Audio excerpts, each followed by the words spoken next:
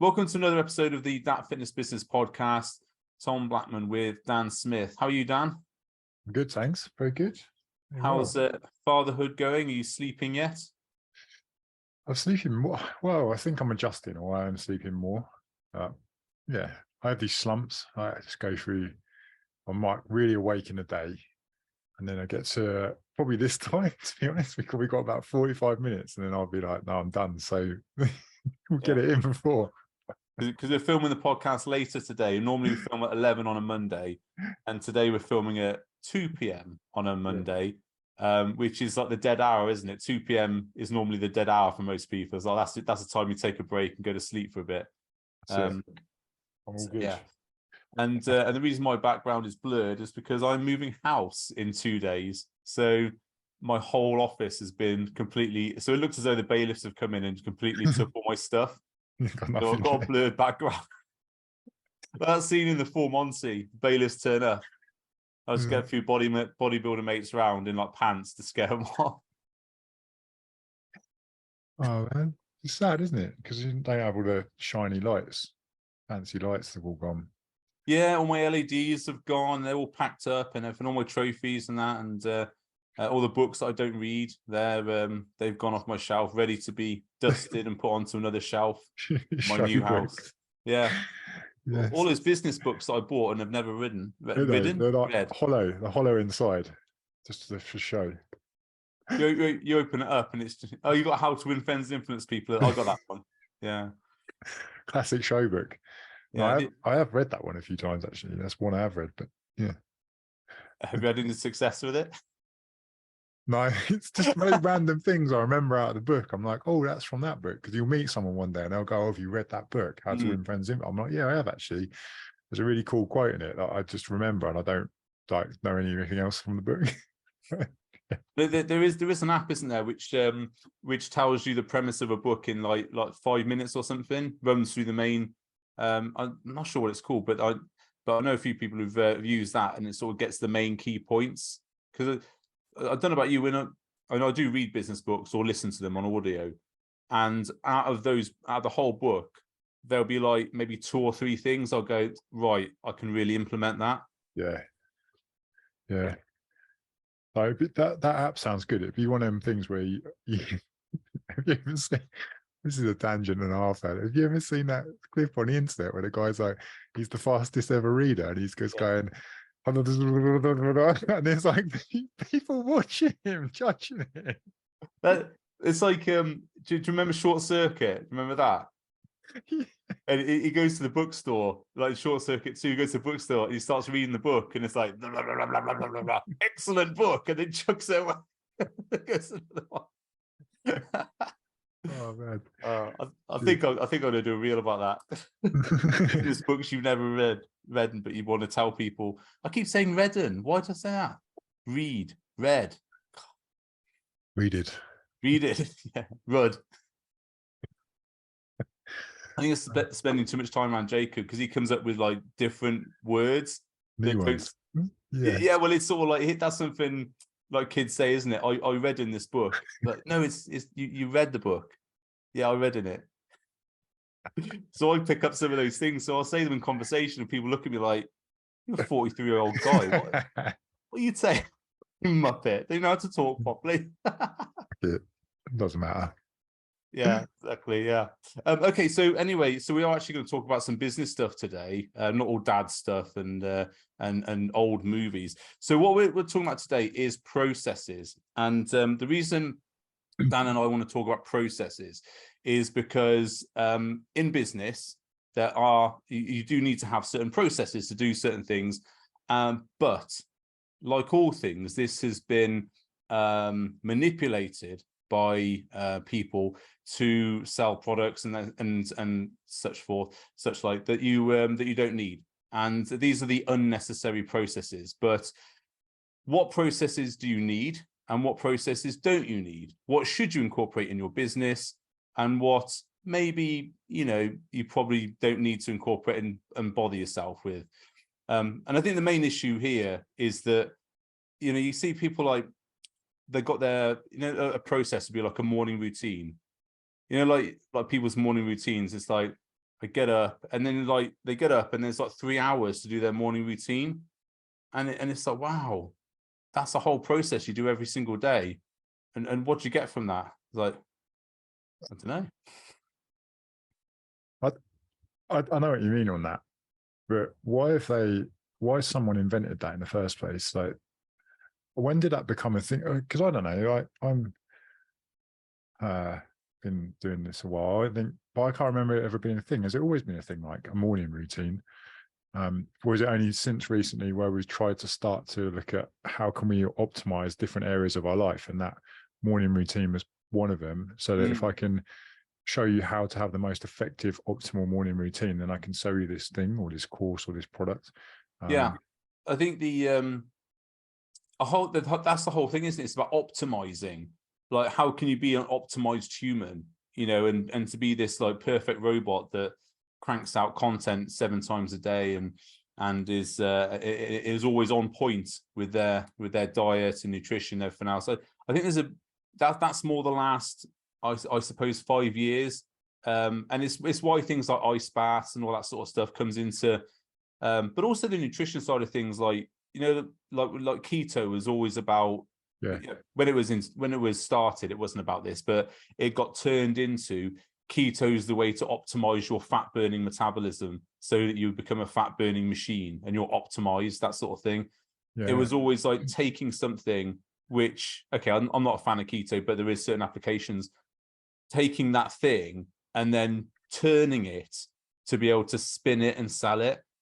And I think that's what morning routine, like, you know, people who are big on these morning routines are all about. It's like, how can I take that, which is actually potentially a good idea, and then spin it to make money? That's it, isn't it? I'm going to create this thing that's going to be the suboptimal human or something, the suboptimal human performance program, and everything we're going to do is going to be just like normal stuff. Because imagine being fully optimized, your life would, like you mentioned a minute ago, you just machine wise, that's what you become, and that just sounds really freaking boring to me. So I don't want that. I don't want that level of optimization. I want something below where I can still have fun and I can still do stuff that's a little bit enjoyable and not be this machine. You know? Suboptimal human. So get up in the morning, spend 30 minutes scrolling Facebook. Yeah. And then, I don't know, maybe you have a coffee, just relax a little bit, have a shower, get ready, take the dog Cold out. shower or warm shower? Some warm shower. Warm, scalding. Well, just like average temperature warm, so you can enjoy it a little bit. Yeah. Enjoy the shower, get changed, just do normal stuff, like because I think we've lost the art of just being normal in all of this biohacking optimization. Yeah. The biohacking thing is big money, isn't it? There's a lot of you see a lot of videos with people standing in supermarkets, and this isn't because one of my friends is a biohacker guy on Instagram, so I'm not insulting anybody here, not intended to be insulting, but there is that thing about we're going to stand in the supermarket and tell you why this is not right, but you should be having this. And it, you know, like when I remember in nutrition, people talking about don't eat food with chemicals, and like you list all the chemicals in a banana and all their long chemical names, and it's like a million things that are in a banana, but don't have that because chemicals. You know? No. Why does that stuff never happen to me? I'm praying for the day that I'm in the supermarket and someone comes up to me and goes, "You see them Maorams? Like, you don't want." I'll be like, "Thank you for that. I'll take them back, and you can leave my basket alone. And I'll fuck off." You get judged. Judged at the checkout. I feel bad enough going and getting pick and mix because it's right at the front of the store, and you're like, "Fuck!" Like everyone's going to be looking at me, so I'm like trying to speed pick. I get really anxious getting pick and mix. How much can you get in one? How much pick and mix can you get in a little like jar? Was it jar, bucket? There's like two sizes, a big one in there, and then there's a smaller one. Was it what they called cups? Cups, yeah. Yeah. So I had a mate up north who was telling me about this thing called greedy boards. Do you know what a greedy board is? No. Right. This is a process for optimizing your salad at Pizza Hut. Yeah.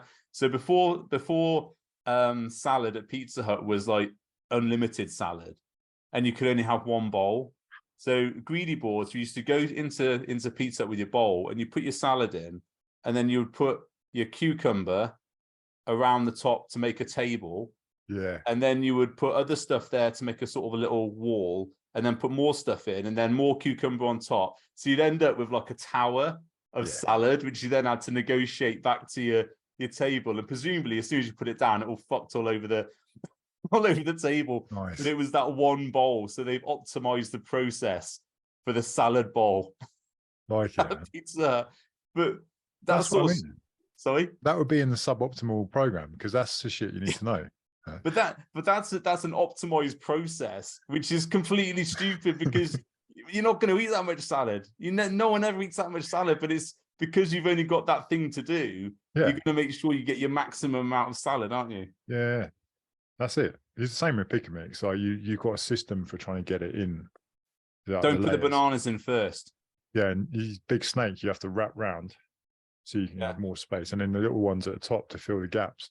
But if you get all the pick and mix in, and then you put bananas around the edge, that's another level, isn't it? So you can put more bananas, so you can end up with a pick and mix thing about 10 foot high, and it's all bananas up the side like Donkey Kong. And you walk out to checkout, 1 cup of pick and mix, please. And they look at you like, and they look like you're judging you, and you're like, terrible. Take my money. It's 1 cup. You got half the store in your pick and mix. No, anyway, I think we'll talk about business stuff. Yeah. So yeah. So the morning routine. When I was a bodybuilder, I always had it was a big one for routines, because bodybuilding, especially competitive bodybuilding, had to be like really rigid, and everything had to be really rigid. So and if you talk to any competitive bodybuilder, have you ever done a diet for a show or anything like that? Yeah, so you know what I'm talking about, don't you? Yeah. You got this, you get up, you've got to get up at 6 a.m. because you got your cardio at 6:30, and you got your first meal at 7 and whatever. And it has to go through that process in the day. And that's what gets you like the win, doesn't it? That's what gets you the win at the show, because you've done this thing. And but then you'll also know like what that turns you into as well, because then you turn into that machine, robot person, and then everything else becomes second favorite, because like nothing can impact that routine. So when you think about that, and you apply a similarity to a process maybe in your business, and you're just following that rigid structure, it doesn't allow for much. So no. And what it does make you is into someone who doesn't enjoy the process of building your business, because the things you put in place to help you be a more optimized businessman or woman are now making you a slave to routine, and there's no variance on routine. Yeah. So if you like, say we changed the podcast time today to 2 p.m. from 11 because of various things with me, but if our day had been so structured, we wouldn't have been able to do that, because no, we've got to do podcast 11. Yeah. Can't do it at 2. Something else will be impacted, but that's like a process thing. But you can see how that's connected to things like that, like those very rigid set in structure way. And I'll be honest, like some of the stuff that I've learned from things of that nature, of like dieting, and I'd say it's not all negative. I think it teaches you a lot about discipline, and it teaches you to be structured. But then you have to be okay with like, how do you come outside of that as well? And you'd be okay with kind of shifting out. And I think a lot of people can't. That's how you get the problems afterwards, don't you? From a dieting point of view, where people can't then go back to normal life, because what do I do? Yeah, and I think you're right there. Having a structure with your, I mean, obviously we've coached people in nutrition for years and years. It's important to have a structure with your nutrition. Otherwise, you end up going off to Greg's or McDonald's or whatever else, because you haven't got those structures in place in order to, like have a proper meal, that sort of thing. Schedule your training so that you can make sure you hit your training, you don't put it off, that sort of thing. So yeah, absolutely, there's 100% a reason for processes. But what point does having a process become you're being trapped by that process, and now you're a slave to the process you've created, kind of like Terminator, Yeah.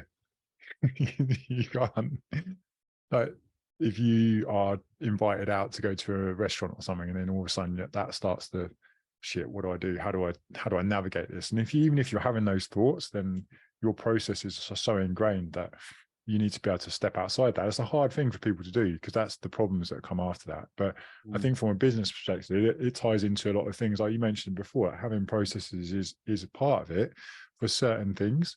So standard operating procedures for certain things in your business, like maybe, like we said before, onboarding processes, you might want to have that fairly standardized, because it's the same thing, and then you might change it over time. But then if you bring anyone else into the business, like you work with other coaches or some other people to help you out, then you need to have a process, because that person's got to understand how it works. Can't, because it's your business at the end of the day. So having processes is important, I think, in certain situations.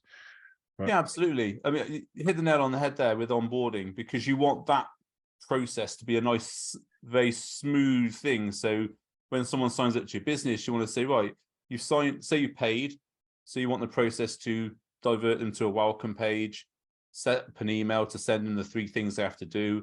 Then you want to have a way for them to book a call with you for their welcome call, or all these things. You don't want to be doing that yourself, because that's going to then take up time. So it's important that, but then, you see some people's onboarding process, and it's like 5 weeks worth of like emails and everything else. I mean, that for me is, I think if you had 5 weeks where every single day, and we're not talking challenges here, because that's something else, but like onboarding for one-to-one work is very varied, isn't it? It changes there might be something different, especially having weekly or 2 weekly calls. So having these emails that set out over 5 or 6 weeks, which are very rigid, is going to disrupt that process, that one-to-one process. Yeah, I agree. I think there is a sweet spot for it, which is obviously for each person's business. But yeah, you can either have like one extreme, it's going on forever, and then absolutely like nothing. There's a sweet spot for that. But the main thing from that process is that it is something that can be standardized, so then you can look at it, get feedback on it. How can I improve it potentially in the future? And there's a few processes like that in like running the business, which I think are similar, like how you should operate and have things standardized. But then when we get to things like we were speaking about before, like creating content, for example, there's so much content out there, and there's so many people who help people create content now, that it becomes, well, this person's saying you need to do this, and you need to use a structure where you've got to have, like, the hook's the most important thing, and then you've got to have this. So what happens if you've got some content that you want to create, or you've got something you want to talk about, and then you like, doesn't fit that, so you end up not doing it. So then you end up not creating content, which is not what you necessarily want for the business. I'd rather someone put it out there than feel constrained to the structure of what someone else is telling you to do. Yeah, because we've both got our like content creation tools, haven't we? And there's like a guide, here's how to do certain posts or whatever. But yeah, I mean, if you get someone who takes that like 100% literally, it's like, well, I can't do a reel of me whatever walking my dog, because how does that fit into my content, which has to be me in the gym, or me behind my YouTube screen or whatever else? I think there has to be that, here's a guide, but you've got to have some creative thought. And I think what you're talking about again with this, people who create content for you, they're going to create into a template. They're going to create, and they're doing all the other stuff for all the other coaches that they work with, because no one works with just one coach. So you're going to end up with content that sort of looks like other people's content. It might be you, and it might be your words, but because it's following a very rigid template, it's going to look exactly the same as everyone else's, and then you don't stand out. No, I think it also stifles the creativity process as well, if you're immersed in a world where everything is all the same. So then you think, oh, I'm just going to do the same as that then. And like you say, you don't stand out, but also your creativity is like void. And then people end up going, oh, I'm not very creative. I don't really do that. I'm not really creative. I'm like, well, no, it's only because you're surrounding yourself with the same stuff, and that's all you see. If you step out of that for a second and actually start to think a little bit, maybe I don't know, read some stuff or go somewhere else, visit somewhere else, a different location, and you'll start having different ideas, and then put that out there, and that in itself is going to stand out more. I do feel that coaches who struggle with this maybe lack the real reason behind why they're doing it in the first place, because they don't understand like that drive for what they're trying to put out there and who they're trying to help and create. Then maybe they do struggle with like thinking about that. So then when they see other stuff, it might be useful for them to go, actually, cool, that's an idea, or maybe I'll do something similar to that. But I don't know, maybe you're thwarting your own kind of drive to be able to put your own stuff out there if you do that. I think it's a funny one, really. I get really yeah. And I know we talked about on the previous podcast, we're talking about reels and you know what we did on reels, and I think we talked on that one about how there was there's always these gurus, aren't there, that say, oh, this is the new trend and you should be doing this, and if you're not doing this, then your views are going to plummet, that sort of thing. And they've got this, okay, you must construct a reel this way, you must do it this way, you must do it this way. And people are always trying to jump on that. So their process is to try and follow the trend. But if they're constantly adjusting their content to be hitting these trends, and I think we discussed this before, eventually you're going to move away from your niche, because unless your niche is like very young people who really do jump on trends a lot, and I don't know about you, but a lot of the people I work with, they like things to be the way they are. You know, they don't like change a lot. Don't like change. They like change. Not to say they're all fuddy duddies or whatever else, but certainly, I like to be an early adopter and that sort of thing. But sometimes I'll be like, do you know what? I'm just not going to implement that because that doesn't fit with with who I am. Nah. The people who are following trends will always be trying to be essentially someone they're not by jumping on this thing all the time. Yeah. And it's always, you see like, oh, jump on this audio. It's the next trending audio. It's Trending about audio, to, it's about to blow up. It's about to go viral and crazy, right? That only ever blows up and goes viral for the person saying it, never for the people using it. Because by the time you've actually got on that and done anything with it, one, it might not be suited, like you said, to what you do anyway. It might just be weird. And two, it might have had so many people then go onto that then the only person who benefits is the person who's actually said it in the first place. So almost like they're preaching to people about this thing and it's never going to work, and it's only going to help them solve their thing. And I like see that a lot. Scheme. Yeah, like pyramid audio.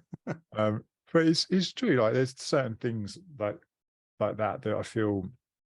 I mean, I like to create content, and I'm definitely, I know that I will test stuff out, and I know that whether, and I don't really care. Like I don't care that much. I think I'm happier to go, I've created this thing, I'll put it out there, and have fun with it. I think if I have fun with it, then I'm happy.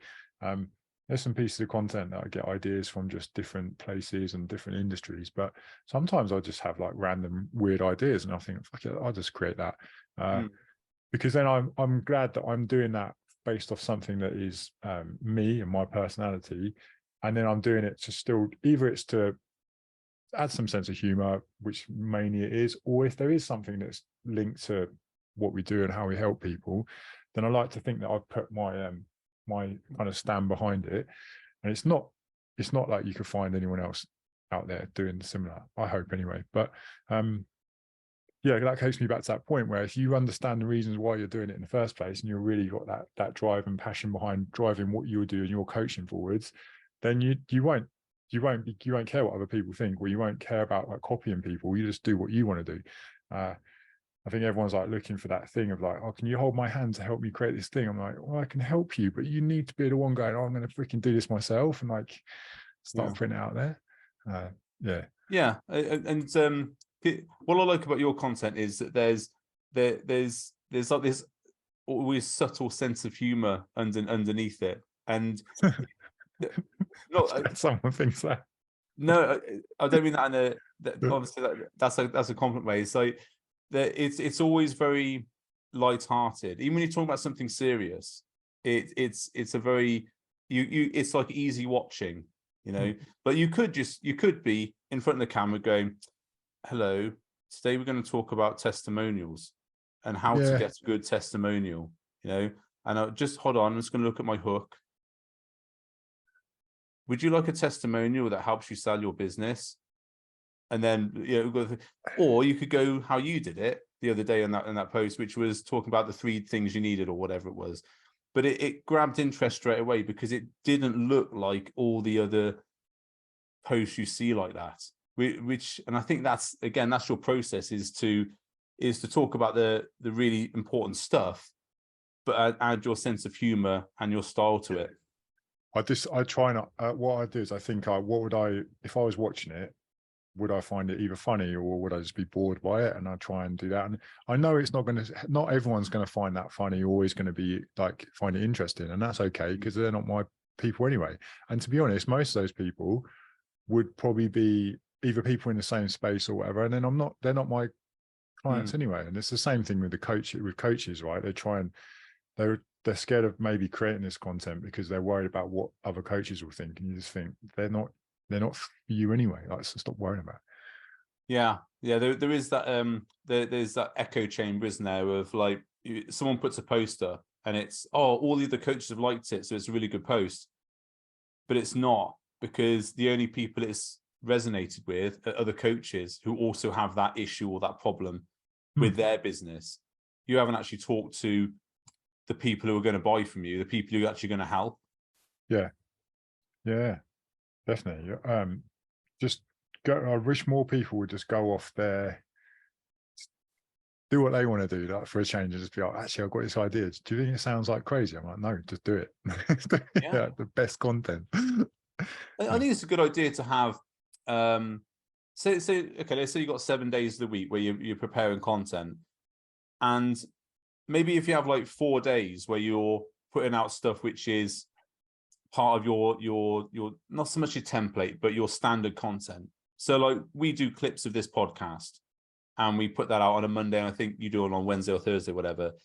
And that's to a format, subtitles, letterbox, title thing, that's it. But then the rest of our content is different. And I do content every week which is similar in style, and you do as well. But then also we have that creative side of things. So like the 3 days out of the week will be more creative stuff. And I think that's important, because as I was talking about earlier, with creativity and making sure that you are being creative, people like to see consistency. So if they see the same type of stuff on your feed and your posts and reels, like you with the monster opening you're opening a glove box with a monster, people like that because that's your stuff. Yeah, they know it's your content and it's consistently. It's like, I like that because that's Dan. That's who I know. But also having something new, that's also going to catch people's interest. You don't want to be the same person all the time, because that becomes boring. So it's important to have those templates for putting out, say, like standard stuff, maybe 50%, 60% of the time, but also have that creative process where I'm just going to do that and see what happens, Yeah. And if I get no views, whatever. That's it though. But I think that's part of the game that gets forgotten, because I think it is a game in the end of the day. It's like, social media should be it's fun. I know, you build your business around it, and that's what I'm not saying, just that you do random shit and then don't have any kind of process for anything, but you need to be able to get your personality into content. I think that's a really easy way of doing it. And I think a lot of the times when I work with some coaches, one of the hardest things is pulling that out of them, because of maybe potentially all the other stuff that they get compounded with all the time, saying, you need to do this, you need to have this headline, this hook, this part here, this call to action. And they're like, fucking hell, I don't know. And I just want them to be them. I just want them to be themselves and put stuff out there. Yeah. And like we said before, I think there's a lot of gurus who have made that more of a problem than what it needs to be. You must do certain things this way, otherwise it's going to flop. And people, because they're worried about their business not making money, etc., they will be jumping on those sorts of things, especially if it's someone who's got 30 million followers or whatever, and they're saying this is the thing that works. But it works for them because they've got 30 million followers. So if you see like a picture of a celebrity, which has got like 30 million likes, 30 million again. Yeah. Like, but you would see the same person, say that at Niagara Falls, yeah, celebrity at Niagara Falls, 100,000 likes.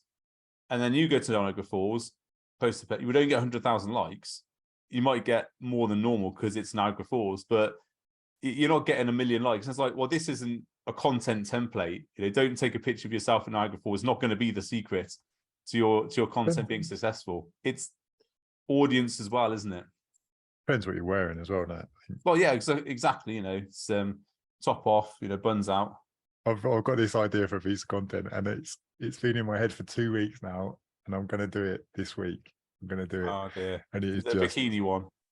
No, it's no. When's this going out? It's going to go out after, isn't it? So, yeah, it's like, when people are like, just wear the shorts, wear the damn shorts. So I've got the tightest pair of shorts. I'm going to do some kind of. You have the tightest pair of shorts ever rolled up. I've got the music as well I'm going to use, and then just going to be in the garden, like, just wear the damn shorts. I have the most random ideas. I don't know why, because I kept seeing it. Like, it's just one of them phrases that winds me up. I'm like, why is it even a thing? And then you've got people jumping. It's like the same trend of like, oh, look, I've got rolls. Oh, well done. Like, who cares? Wear what you want. Don't care. Yeah, it's the tangent. It's the body confidence thing from people who are in really, really great shape. And I'm not saying that anyone else, anyone in great shape can't have negative body confidence, but it almost feels like that sort of, what's that word where you sort of false empathy? Is it virtue signaling? Is that it? Yeah, that's it. Yeah. It's the, I know what you're like when you've got 20 kilos to lose because I've got this little bit of fat here. So I know exactly what you're going through. No, you don't. So yeah, that's an insight into my content process. So your content process is you're going to wear shorts. No, just write that down. Wear shorts. The ideas come from. Yeah. Sometimes it But works. what you're talking about there is actually, it's the trending stuff, isn't it? Again, so you always get it in summer. And actually, one of my PTs at the gym, Raquel, says that because she works with women who have body confidence issues and who want to be, better. So she talks all the time about wearing clothes that you want to have.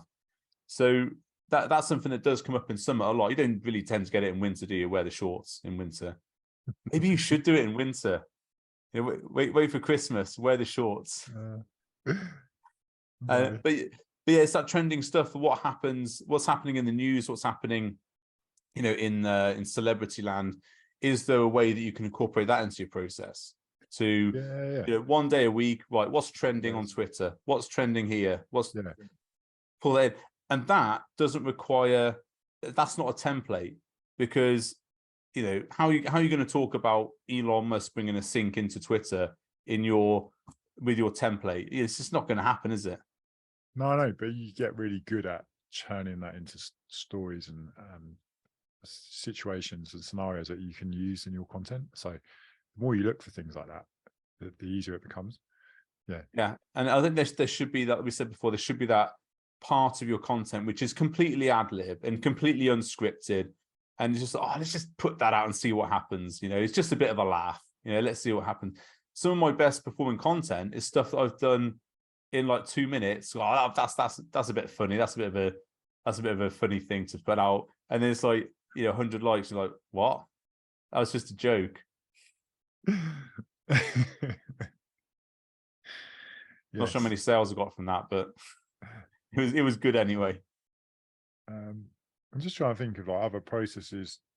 I mean, we do have a lot of processes that are set. So from, you just like your technical side of things that are in place, because you can even like payment process, right? So how someone then signs up.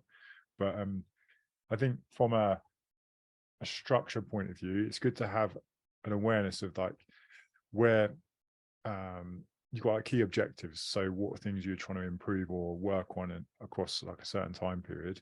But then how that happens can be depending on the level of attention you want to give that objective. And you might have to have more processes towards it, potentially. I don't know. So if you're looking at, I think there's so processes can be broken down into stuff that doesn't require a human touch. So that's stuff like, let's say, in the payment process. So you don't need to take the payment manually over the phone. I mean, you can. If you're on a high pressure sales call, you can drag them to the phone and make them beat their stripe into the payment portal, or you can direct them to a cart, can't you, to do that? And then that's all automated process. You can do that. But the stuff that requires the human touch, I think that sometimes I would say needs to have more of an involved process, a more flexible process, such as say you're working with someone new and you need to break down. So they've got these big problems, which are, and I know we talked about roadmaps before. They've got these big problems which they need to solve, but they need to put in place like some massive things in order to accomplish that. Well, it's no good saying, oh yeah, you need to do this massive thing, this massive thing, this massive thing, and then your life will be perfect. Okay, well, how do I do that?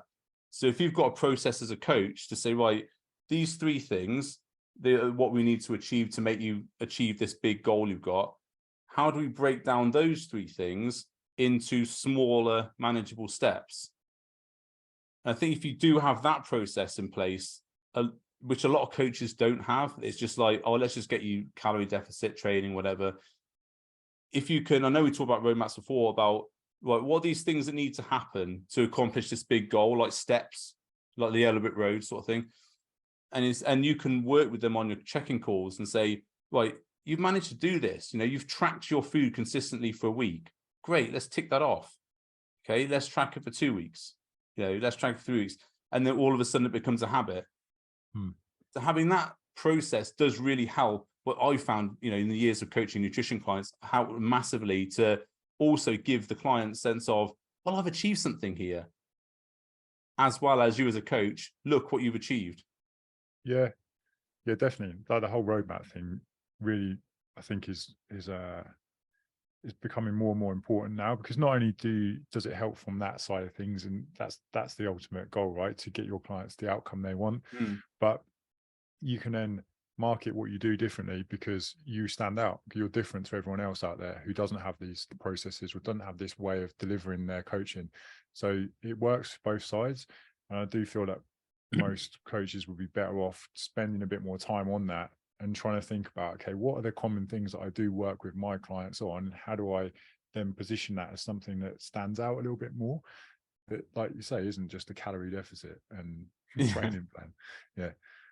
The other thing is, if you've got these processes in place, you can then use that on your marketing. So say for example, you had this miracle like 12 steps, miracle 12 steps to becoming a better coach. Yeah. First of all, don't cold DM people, et cetera, et cetera. Go back and speak to people, all the people you've wronged, that sort of thing. If you had these 12 steps where you can then say, right, what we're going to do is we're going to start you here, where, let's say, overweight, out of shape, that sort of thing. Sorry, Dan, that dropped off for a second there. Yeah, so we're talking about if you have this, where they are, where they need to be, and you've got these 12 steps, and you can use that in your marketing to say, people I work with is often here, where they want to get to is here, and what they're missing is these 12 steps, essentially. And this is how I work with people. Yeah, it's all right to say, I'll get you the body you want, eating food you like, or whatever. I'll get you in shredded shape. But that's just words, isn't it? It's like Wolf of Wall Street. It's like flu. It doesn't exist. But if you can show a tangible, like this, you need to sort this first, then this, then this, then this, then this, and that doesn't have to be in one piece of content. You can talk about multiple bits of content. But every time you're talking about that, you're reinforcing the fact that you know what you're doing and you have a set up process to do this. Yeah. And you could even go one step further and have like, this is Jane. She's gone through this part of the process and this is what's happened. She's midway through. So she's done these 6 steps or whatever, and this is the change. So if you have your what's it called? I call it a midterm assessment of when work with people. Say it's a 12-week program, 6 weeks. This is where they're at 6 weeks, and it's like a testimonial, but it's not the finished product. Yeah, it's not a before and after. It's an in process, or before and during, whatever you want to call it.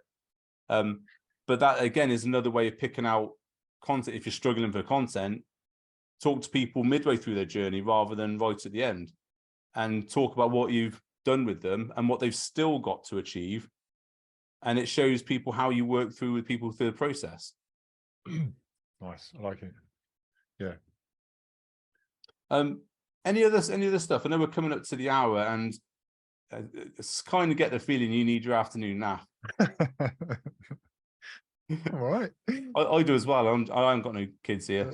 No, I just think there's, like we said, there's processes and places for them, but then you just don't let that like stall your creativity or stop you from doing stuff or stop you from putting stuff out there. Because I think as well, people get worried that, you know, if they do something like that, everyone's going to remember it. No one will remember, right? Don't worry. Right. Nah.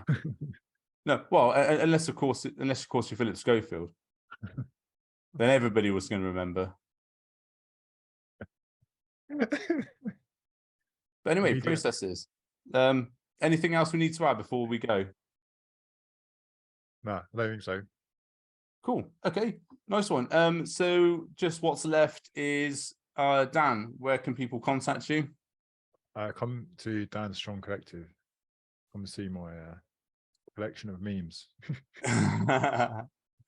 And Tom Blackman, coach at Instagram for mine, reels, humorous reels, and other things. Right, Dan, I'll see you next week at the right time, and have a good week. Have a good weekend. See you later. Bye.